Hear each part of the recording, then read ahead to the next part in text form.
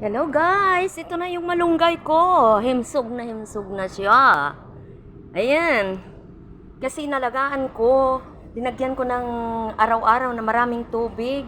Morning and afternoon. Ito na guys.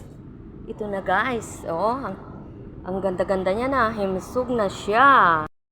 Ito guys, nag-harvest naman ako ng katuray. Anak ko, ang dami.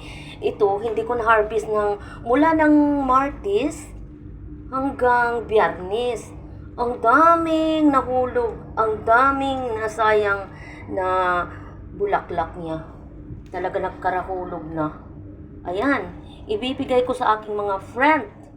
Mga friend, kaway-kaway na kayo dyan kung sino ang makagusto ng katuray dyan. Oh, gustong katuray dyan, bibigyan ko kayo. Madami ito. Nagsawa na nga ako dito.